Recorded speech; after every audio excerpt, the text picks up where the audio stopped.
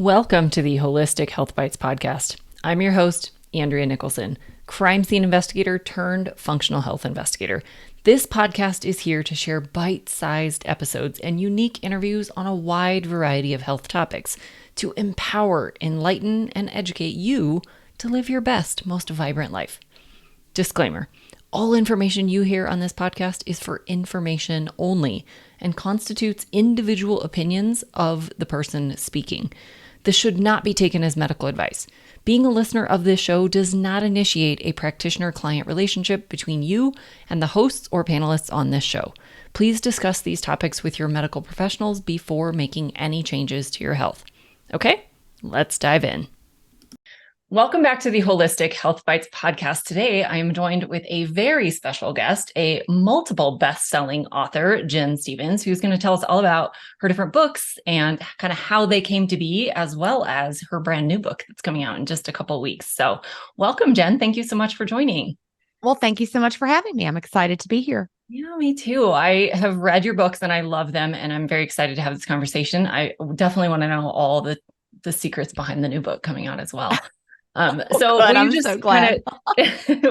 Will you just kind of introduce yourself to everybody and tell, everyone a little bit about your story?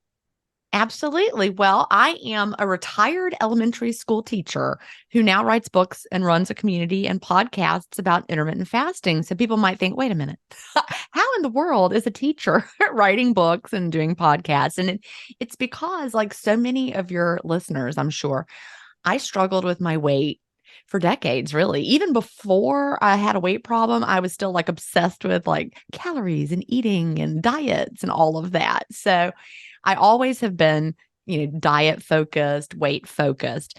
And then over the years of my life, I yo-yoed like so many people do, and up and down, but the ups kept getting higher. The downs didn't go quite down as far until I found myself weighing in at 210 pounds in 2014. And at 5'5", that put me in the obese category.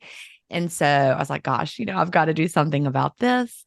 Thank goodness for intermittent fasting. I started in around August of 2014, never looked back, went on to lose 80 pounds. I have maintained that weight loss. This is my 10th holiday season as an intermittent faster. And I'm wearing jeans that I bought in, I don't know, I think these I bought in 2016 or something. They still fit me. I've been through menopause. My weight stays within a range, and intermittent fasting just really changed everything for me. And so, you go back to my background, I'm a teacher. So what did I start doing? As soon as I finally found something that worked, I started teaching people about it, because my expertise, I have a master's in natural sciences and a doctorate in gifted education. So I know how to research, but I know how to teach people things. So that's really, I am a teacher who teaches people about intermittent fasting and turning it into a lifestyle so that they can find, some of the success that I have found, as have, thousands of people from around the world, the guests on my podcast. It's just been really life-changing. Oh, I love it. And it's such a simple practice. Yeah. But for those who maybe aren't that familiar with, the practice in general, there's a lot of different terms. You've got, time restricted feeding and intermittent fasting and extended fasting and just all these different terms. Can you kind of describe what you mean when you're talking about, what is intermittent fasting? Well, it's all of those things, right? It's time-restricted eating. If you look at the scientific journal articles, they call it time-restricted feeding instead of time-restricted eating, but either one works. The eating window approach is another word for that. We've got alternate day fasting. Extended fasting is not really in my purview, because extended fasting is, believe it or not well researched. And, I can talk about that a little bit more if you want to, but there does come a time when, you've done too much fasting. So there is a sweet spot for a lot of people, really for everybody. So we don't want to accidentally overfast. But basically, one of the most brilliant book titles written by someone named Brad Pilon years ago, he called it Eat, Stop, Eat. That book title, it's been around for a long time, like I said, but it's really, that's what you do. When you practice an intermittent fasting lifestyle, you eat, you stop, and then you eat. And, my New York Times bestseller is called Fast, Feast, Repeat, which, tells the same story. We are fasting. whether it's for, a certain period of the day. And then we have an eating window. That would be the time restricted eating, or every other day as an alternate daily fasting, or you mix and match to find your own. We call it a hybrid approach in my community. You might have, a fasting day, then an eating day, then a eating window day. And you're really just trying to figure out a way that it will work for you as a lifestyle. It's a toolbox full of tools that you can pick and choose from. But the one thing we don't want to do, like I mentioned earlier, is we don't want to overly restrict or over fast. And that's just one of the things to keep in mind. Intermittent fasting, whether it's time restricted eating or alternate day fasting, those are well-researched protocols. And we can rest assured that it's going to do great things for our body. Yeah, for sure. And I think, you're spot on that there's a different approach for different people. We each have different goals. We're coming from different histories. Someone who is, obese or, has particular health conditions might have a very different lifestyle approach than someone who's maybe just trying to prevent disease, but they're already at a healthy weight and they're already metabolically healthy. Like there's no one size fits all approach to this, which I think also makes it really powerful, because then you can really customize it and you can find what works really well for you. Exactly. And I might have like one of the only intermittent fasting books out into the world that doesn't tell you like how you should eat when you're eating as well, because that's also something that's highly individual. I'm a big believer in bio-individuality in most things. And there are people who thrive on all different sorts of ways of eating. We know this. And also, we all have different, like you said, goals, different histories. If someone is, got metabolic problems, type 2 diabetes, food is medicine. You may need to make some more dramatic changes. Intermittent fasting plus food changes are very, very powerful. If you're someone who's just wanting to lose a few pounds, you're metabolically healthy for the most part, maybe you don't need to change up what you're eating. But, that really makes a lot of difference when you find the approach that works for you and what feels like a lifestyle, whether it comes to intermittent fasting or what you're eating in your eating window. Yeah, for sure. And I think so much of this, we tend to get in these, rigid diet mentalities, and we feel like we have to force ourselves to do certain things and, avoid certain foods or, add all this exercise or whatever that looks like. And it's really like we're forcing and we're pushing and we're making it happen. And what I love about intermittent fasting is it should actually be really easy. Yeah. We have a saying in our community, and it's one of my book chapter titles called Tweak It Till It's Easy. And that's literally what I mean. We've all done diets before. Of course, intermittent fasting is not a diet. A diet is what? Intermittent fasting is when. But we've all done, diets in the past that just got harder and harder the longer you did them, right? And then you were like failing miserably because it's a miserable experience. But with intermittent fasting, it shouldn't be like that. It shouldn't feel miserable. And if it's getting harder and harder and harder over time, it's time to tweak something because we want it to be really just easy and fit into your life. Now, of course, during the first month, it's not going to be easy. You're going to have to let your body adapt. You have to become metabolically flexible. So you got to kind of white knuckle it through the first few hard weeks. But once you are settled in, your body's metabolically flexible, then we tweak it till it's easy, because it really can be the easiest thing you've ever done, and you'll never want to quit. Yeah. And it saves you so much time. And money. Yeah. And money. I come from the camp of the, I guess, late 90s, early 2000s, where it was, eat every 2 hours to keep your metabolism revved and all the things. And I had the worst obsession with food during that time frame, because you're literally always eating. You're always having to prep something or pack food or, clean up and plan for the next thing. And you're just always obsessed with food when you eat that way. And this, I have to remind myself to eat. It's true. Yeah. It's just so and you're like, today I have a busy day. I'm recording with you. Then I'm recording with someone else from 4 to 5.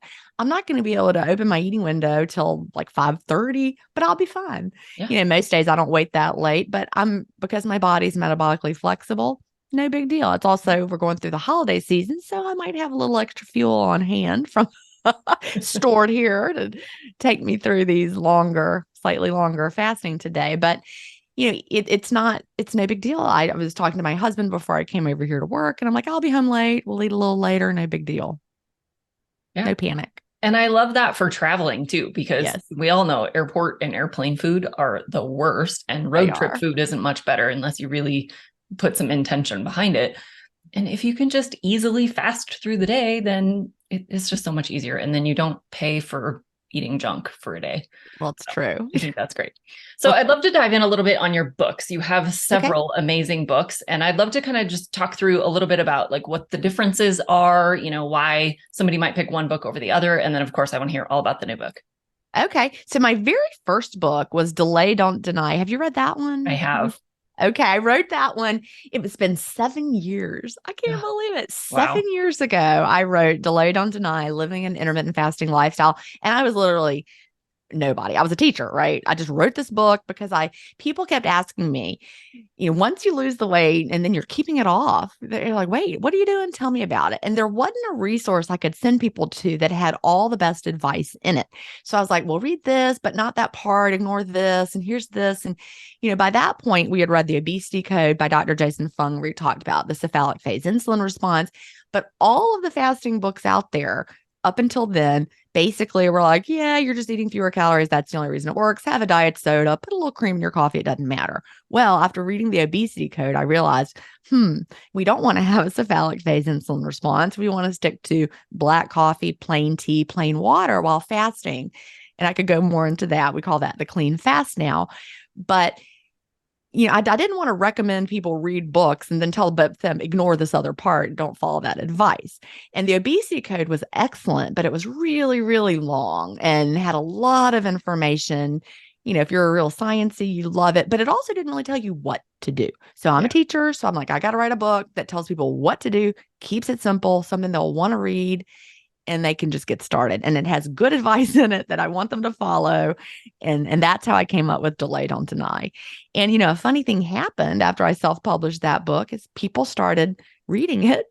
And then they started telling other people about it. So like just today, this is just so weird. A friend of mine sent me a Instagram reel that someone had put up, and it was like a back doctor, someone who works, a doctor who works with people, with back injuries, made a reel about how she lost weight, and she flashed up a picture of Delay, Don't Deny. And I'm like, oh, that made me super excited to see people are still reading Delay, Don't Deny all these years later. Of course. Now, as time went on, I was managing what started as a very small Facebook support group just for me and my friends who were doing intermittent fasting. And then people started wandering in from all over the place. So we had thousands and thousands of members. And over time, I answered a lot of questions. I realized there were places that Delay, Don't Deny was missing some information as we kept learning and more research came out. I wanted to beef it up. And so that's when I wrote Fast, Feast, Repeat. And that's the one that was a New York Times bestseller. It came out in the summer of 2020. And, when I wrote that, I wanted it to be the book that people could reach for, 10 years from now, when they're, wanting to do intermittent fasting, and that the information in there would still be timely and it would apply to anybody. Like I said, no matter how you choose to eat, Fast, Feast, Repeat has the information that you need to live an intermittent fasting lifestyle. And I really think if you've been at intermittent fasting for 5 years, you can pick up Fast, Feast, Repeat, read it again and learn new things, and also be even more motivated to keep going, because I talk about, the health, the longevity benefits that intermittent fasting gives us. So that was that one. And the subtitle of that one is The Comprehensive Guide to Delay, Don't Deny Intermittent Fasting. And it is comprehensive. So that, I think, is its greatest strength, but it's also a bit of a weakness for people who just want to start right now. Yeah. Delay, Don't Deny is still great. It's still a great book for people who just want it to be a little simpler, but I want people to have just a little bit more. And that's why I wrote my new book, 28-Day Fast Start Day by Day. It's for the people who just want to get started. They need a little something every day. They don't want to know everything on day one. They don't want to be overwhelmed. So, you really just start off with the new book, and you have like a little beginning part where you craft your why before you start, which I think is really, really important. I really want people to understand that intermittent fasting is more than just a way to lose weight.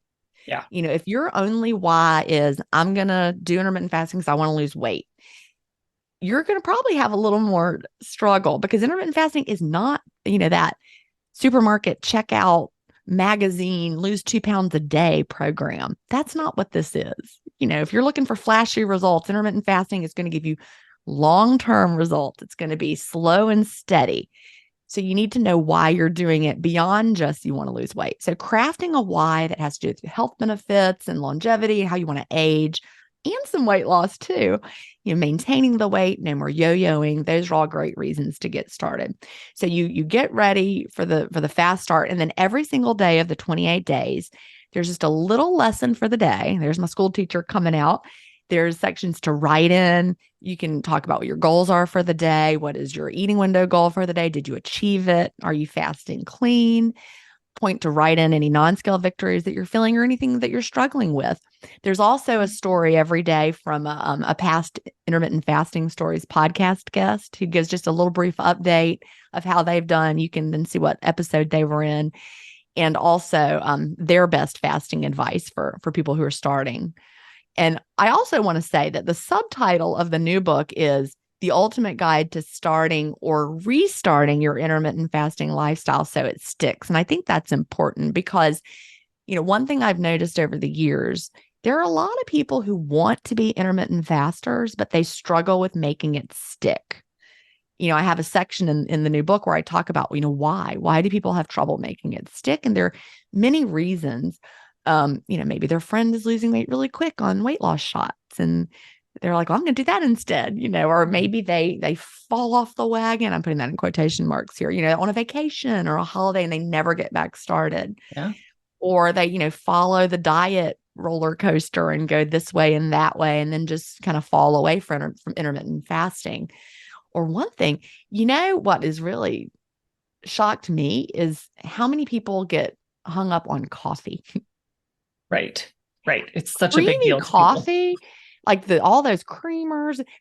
There's like some kind of emotional connection that people have with their creamy coffee. So that really sends a lot of people down the wrong path. They'll be like, well, I lost all the weight I wanted. Then I said, what could it really matter? And I started putting just a few drops. And before I knew it, I wasn't fasting anymore. Yep. So we want people to choose intermittent fasting as a lifestyle in a way that gives you freedom to stick to it and change your life, because I promise once it sticks, you're not going to want to quit. Yeah, I love that. And I would love to just dive in a little bit more to maybe some of those health benefits that are beyond the weight loss. What are some of the things that your community has seen that maybe have nothing to do with weight loss? Well, so many things. It's like really some of the things people report, like you would never put that in a book because it would be so unbelievable. Some of the things, but really intermittent fasting does a lot of things in our bodies that helps overall. There's a great book. Have you ever read Why We Get Sick, Dr. Benjamin Bickman? Oh, he's one of my favorites. He connects like literally like everything. I mean, like you name something, he connects it to having hyperinsulinemia, which is constant high levels of insulin all the time. We're not meant to have high blood sugar all the time. We're not meant to have high insulin levels all the time, but everyone listening has heard of insulin resistance. And that is what sets us down the road to all of this metabolic dysfunction. Well, when you're fasting, obviously you're not putting in anything that's going to raise your blood sugar. So, it makes sense. Blood sugar would go down, A1C will go down. If you're type 2 diabetic, your numbers will get better. But also insulin goes down because we're fasting. And so when insulin goes down, there's so many things that get better. PCOS, people lose skin tags, people, are no longer considered type 2 diabetic. Alzheimer's is linked to having, chronic high levels of insulin. They're calling that type 3 diabetes, and just on and on and on. Autoimmune diseases, fasting lowers inflammation. I mean, it's just really remarkable. It's got cardiovascular benefits, lowers blood pressure. Like all the time, we have people in our community who they'll make a post one day and they'll say, I'm feeling really lightheaded and dizzy all of a sudden. And I say, are you on blood pressure medication? And they say, yes. And I'm like, check your blood pressure. You probably don't need as high of a dose, or maybe they're ready to come off of it. Of course, their doctor has to manage that part of it with them. You definitely want to talk to your doctor, but people are coming off of blood pressure medicines all the time. We have people who need a lower thyroid medicine dose over time. It's really just remarkable, the positive changes that we see. One of the experts on intermittent fasting for health is Dr. Mark Matheson from Johns Hopkins University, and he was a neurological researcher. He researched, intermittent fasting and the effects on the brain. And he actually has been living an intermittent fasting lifestyle himself since the 1980s. Wow. I know when you hear of someone who is a high level researcher like that, and they're doing research that caused them to change how they live because they believe so strongly. I mean, that really speaks to you. Yeah, for sure. And it just shows the wide range of people who find benefits in this. I mean, It's true. this isn't Yeah. just obese people, but this is also No. researchers and lawyers and police officers and Oh, teachers. And yeah. I mean, it's all walks of life, it's all careers, it's all health conditions, and it's all the things. So I love that. Well, I interviewed a longevity expert on intermittent fasting stories years ago, Dr. Gil Blander, and he runs one of those companies. Maybe it's Inside Tracker, something like that. One of those companies you probably heard of that measures health parameters, but he's a longevity expert. And he said something to me. I'm going to paraphrase it because it's been a while, but he said something like, the best thing you can do for longevity is intermittent fasting. I mean, when researchers, they know what they're talking about. He didn't say the best thing you can do is, eat kale. He said the best thing you can do is intermittent fasting. And, that really, that perks you up when you hear it. Yeah, especially from someone who knows Yeah. all the science of longevity. Yeah. That's pretty powerful for sure. Exactly. Now, what are some of the things that you see people do maybe wrong when they're trying to do a fasting lifestyle? And you kind of mentioned the coffee scenario and adding things to coffee, but what are some of the other things that people maybe just don't quite get right or don't know that they should be or should be avoiding when they're fasting? Yeah, I run into people all the time and they're like, well, I tried intermittent fasting. It didn't work for me. I'm like, well, let's talk about that. Tell me what you were drinking during the fast. That is usually the first thing. They'd followed somebody who said you could have diet sodas or you could put a little cream in your coffee or bulletproof coffee or whatever. They were drinking an energy drink or, that pink drink, whatever it was, they're drinking something that breaks the fast. And that makes the fast really, really hard. And really, in essence, it turns it into low calorie dieting instead of fasting. Like if you're sipping on, you know, coffee all morning that has even, tiny bit of something in there, you're getting, low calorie diet trickled in all day. And that's really, really hard. That's not fasting. So most of the time, people who tried it and it didn't work for them, they were not fasting clean. So for being, to fast clean, you need to have black coffee, nothing added, not flavored coffee. We want to avoid the cephalic phase insulin response when your body thinks something sweet is coming in, something flavored. We want to avoid that. The bitter flavor profile of black coffee and plain actual real tea, they do not cause the cephalic phase insulin response. Plain water, plain sparkling water, and that's it. So that's the first thing. The second thing that I find most common is people didn't give it enough time. Yeah. If you're starting intermittent fasting, you are used to being in the fed state all day long from the minute you wake up to the minute you go to bed. You're on that blood sugar roller coaster. And when your blood sugar goes down, your body says, send something else down. And you do. And so it's up and down and up and down. And so all of a sudden, you're not putting stuff in and your body's like, help, what do I do? It has to learn how to tap into your fat stores for fuel.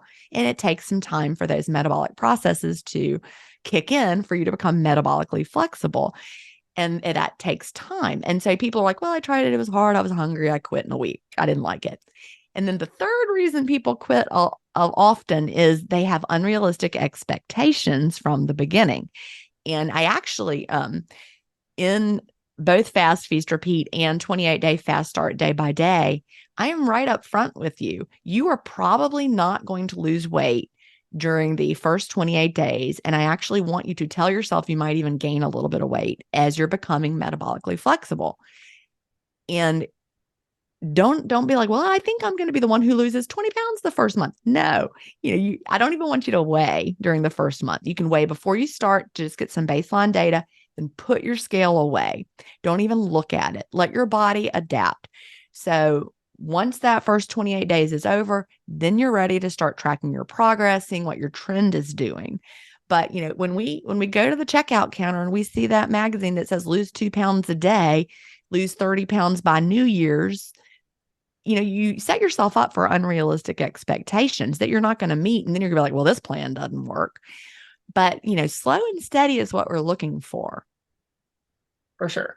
Yeah. I would also love to know, are there particular conditions or, lifestyle factors or, disease presence, anything where people maybe should not fast? I know a lot of people will say you shouldn't if you have a thyroid condition, or you shouldn't if you have an autoimmune condition, or you shouldn't if you have XYZ, whatever. Do Right. you find that there's particular populations of people who either should use great caution or should just not even try fasting?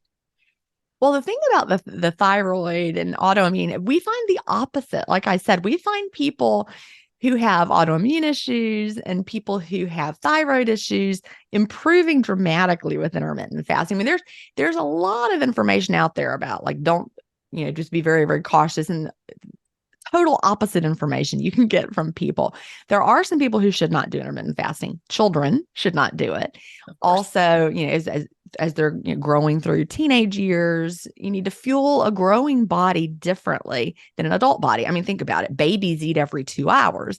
So when a body is growing, a body needs to eat frequently, but an adult body does not. So when else are you growing things? Well, when you're pregnant or breastfeeding. So if you are pregnant or breastfeeding, this is a growth period for you or for your baby, right? And so growing seasons are not fasting seasons. But if you're an adult and you are at a healthy weight or above a healthy weight, fasting is for you. If you are severely underweight, no, you shouldn't fast. You're working on nourishing your body.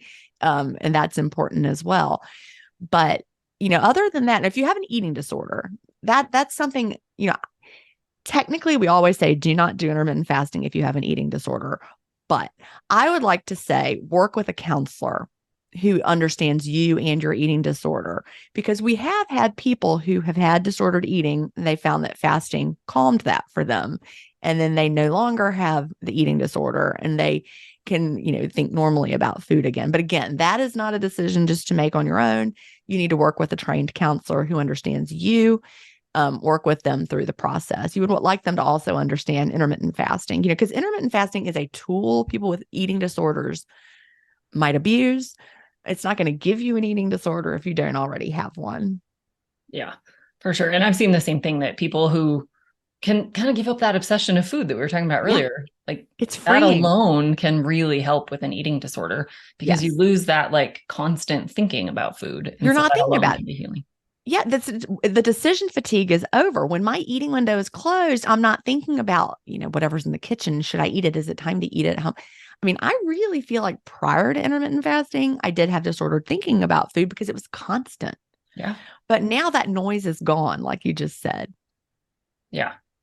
So then obviously you mentioned as well that you probably should also use caution if you're on certain medications, because your dosages might need to be adjusted. Yeah. So for sure, talk to your doctor, make sure that they are aware of what you're doing so that they're prepared to make any adjustments as necessary, because you can very quickly become over medicated because it's so healing that you don't need the medications. So, especially if you're on anything like any kind of diabetes medication that controls your blood sugar, you need to time that around your fasting. You don't want to take it at the wrong time, for example. Right. Yeah. Your doctor can help you figure that out. Yeah, definitely. And it's going to depend on what kind of drug you're on and all the things, how often you have to take it. And And then of course, certain medications of all kinds need to be taken with food. And so, with any of those kinds of conditions, of course, you also have to, work your fasting lifestyle around those kinds of parameters and, talk to your doctor. If you need a different medication, maybe that's an option, but for sure, don't just willy-nilly change your prescriptions. Oh yeah. You definitely want to be safe about that. Let's see. So with the new book, does it give you like a daily plan of how it kind of works? Is you just read like today's day 3 and I'm reading the day 3 schedule? It does. Every day you start off, by checking in with what you're going to do for that day. And, just like in Fast Feast Repeat in the 28-day fast start chapter, you're choosing, there's like a little quiz, you take the quiz and it recommends an easy does it approach. There's one in the middle, and then there's a rip off the Band-Aid. You're starting every week with a different plan based on what you choose. At the end of every week, you then reassess and you're like, okay, well, was this one was a little too easy? Do I maybe need to move up a little bit? Or was this right? Or was this a little too extreme and I can move back down just a little bit? Because you're customizing it to you. we don't all need the same approach from the beginning because of your body. It might take your body a little bit longer to adapt and you need to ease in a little bit more. Or you may be someone who's great with the rip off the band-aid approach. But every day you decide what you're going to do, make your plan for the day. Then there's that little lesson from me in the chapter. And then you just go out about your day. And then at the very end of the day, you have time to kind of check in and see how it went. So it's like you're writing in the book and it's interactive. I'm really pleased with how it turned out. The school teacher in me, like I said, is out to, you can really see it in this one. Yeah, I love that. And I think that's a great approach because some people are very much cold turkey people. They can just make a decision and, quit smoking or quit whatever. And it's really easy for them to just decide and do it. And other people, that's torture. And so you actually do better if you ease in. And even that easing can be like baby steps or can be kind of moderate steps. And so I think that's a great approach that you have, different approaches to the same plan. And exactly. That makes it really personalized. So that's awesome. And then the fact that you can adjust as you go, it's not like you're stuck on the baby step plan the whole way. Right. You can step it up if you want to, or back it down a little if you want to. I love that. Our goal is to ease you in whatever way so that it sticks, because that's the goal. We're not doing another crash diet. We're not starting something January 1st, and we're going to be done with that no, we are setting ourselves off on a lifestyle that is a healthy way to live. Like, for example, my husband, he has a PhD in medicinal chemistry, taught at the college level, did drug design, has patents in that area. He does intermittent fasting and he never needed to lose a pound. He was still wearing the same pants. We got married in 1991 and like those pants were still fitting him. He never gained weight at all. But he really, you saw what happened with me, saw how much healthier I was. I no longer have seasonal allergies, for example. He's like, well, he looked into it. He's like, I'm going to do that. So he does intermittent fasting as well. He has a longer eating window than I do. But again, he never needed to lose weight. He has lunch around 11 every day. Then we have dinner together every evening. And that works really well for him. So the plan that works for him day to day is not the same as what works for me day to day. I'm someone who used to be obese. My body will get back to that if I let it, right? Oh. So I have, different needs than he does, obviously. Yeah. So what would you say we've talked a little bit about where they go wrong with it. And you mentioned earlier that, we don't want to get into over fasting. So what would be some signs that someone might recognize that they are maybe pushing it a little too far and they are fasting more than they should be? That is a great question. And I want people to think about, you need to wait until after the first 28 days before you start assessing how you feel, because you're going to feel all sorts of weirdness during the adjustment period. But as time goes on, after the first 28 days, after you know that you're adapted and you've had that period where you feel good, maybe you're like a month in, 2 months in, you're feeling good. As time goes on, if it gets harder and harder, and you start having an urge to binge, that is your body telling you there's a problem. Our bodies, we learned when back during the Minnesota starvation experiment, right after World War II, they took some volunteers. They were conscientious objectors. They restricted their food intake. They made them do a lot of working out. Basically, they learned the science of what happens when we over restrict and work out too much. The binge behavior, your metabolism slows down over time. That's not good. So if you start feeling like you have an increased urge to binge, really take a look at what you're doing. We do not want to over restrict. Women's bodies especially, we don't want to over restrict. It's bad for us hormonally. It's also not good for men though either, hormonally, to over restrict. So you really want to stick to a tried and true intermittent fasting plan, a daily eating window approach, alternate daily fasting. With alternate daily fasting, the key to that is having those days where you're eating, you need to really nourish your body well. Because if you'll pay attention, my book is fast, feast, repeat, not fast, eat a diet meal, repeat. We want to nourish our bodies well, because that is what, lets our bodies know that we're okay. Our bodies are trying to protect us no matter what. And over restriction is like a danger for our bodies, and we'll get the message, oh, stop doing that. Your body will let you know. Yeah. I'd love to talk a little bit more about the nourishment piece of it, because I think that's often left out of the fasting conversation is what you actually Right. do eat when you're eating and how much you eat and how often and like all those things within that eating window. Is it just an 8-hour binge? Is it, there's No. lots of ways to look at it. So I'd like to talk a little bit about the food choices, Right. portion sizes, and like frequency within that, eating window. And this is the part, like, with bioindividuality, this is really going to vary. One other thing that I encourage people to do during their 28-day fast start is not to change what they were eating before they started, no matter which way they were eating. Like, let's say someone was eating the standard American diet and they want to start intermittent fasting. Keep eating how you were eating. If you try to change too many things at once, you're going to crash and burn. So just start incorporating the fasting. Now, on the flip side of that, if you were following a very healthy way of eating or a certain lifestyle, keep doing that too.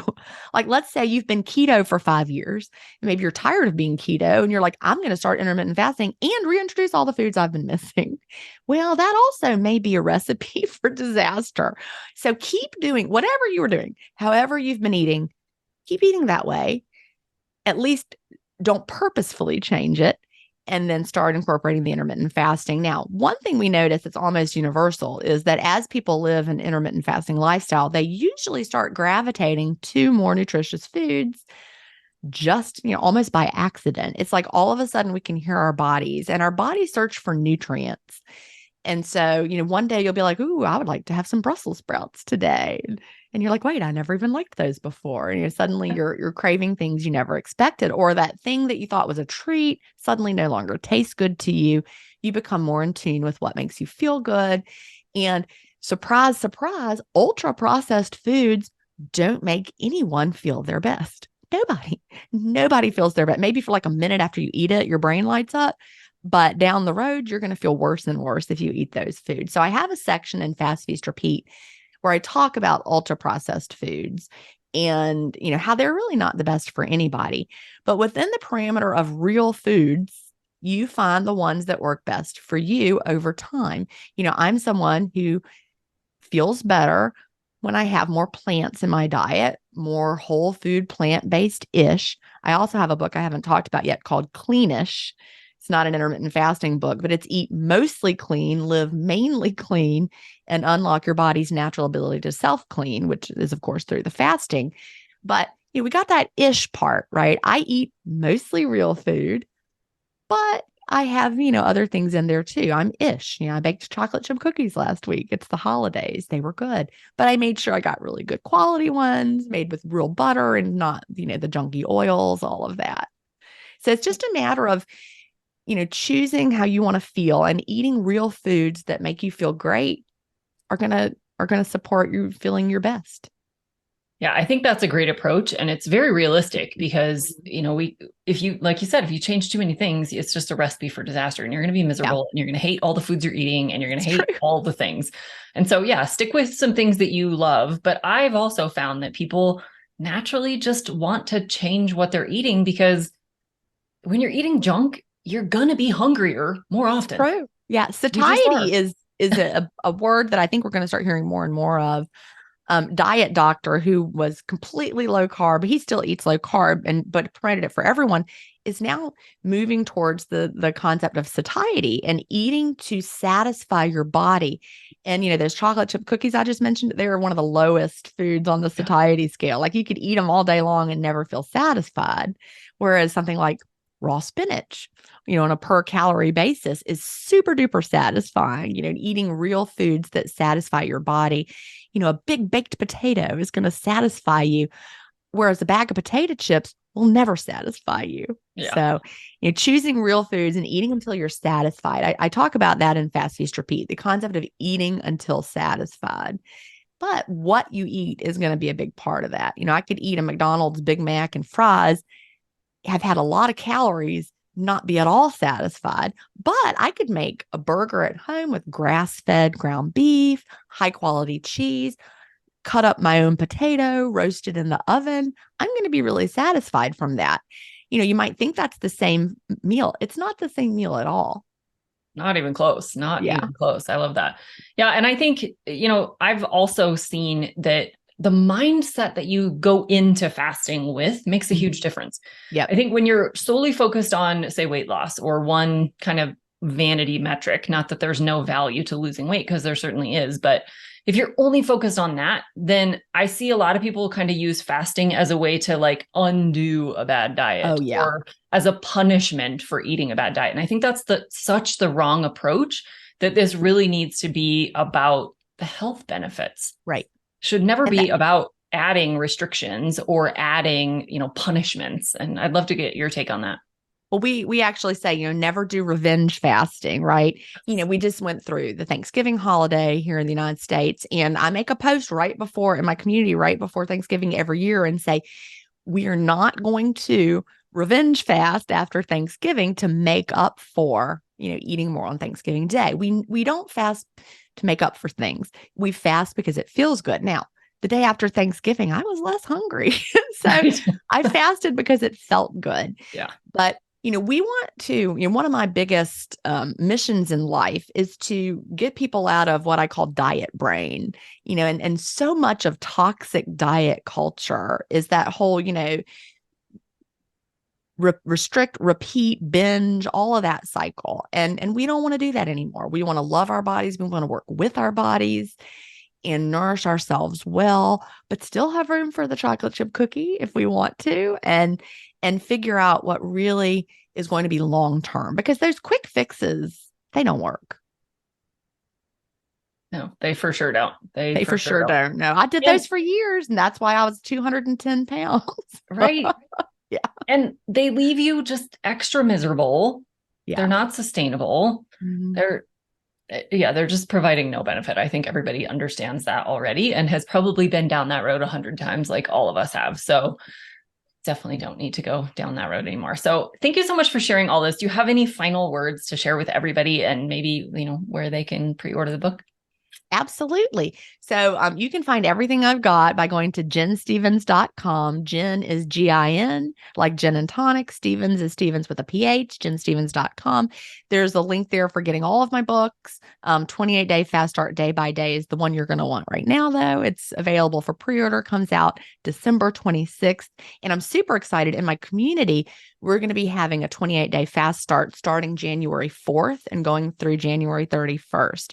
So there's also links to that at ginstevens.com. I have a community that you can join, and I'll be there leading y'all through it. So anybody who has tried to do intermittent fasting or has dabbled in it, or who thinks, maybe I need to kind of refresh myself a little bit, this would be a great place for you.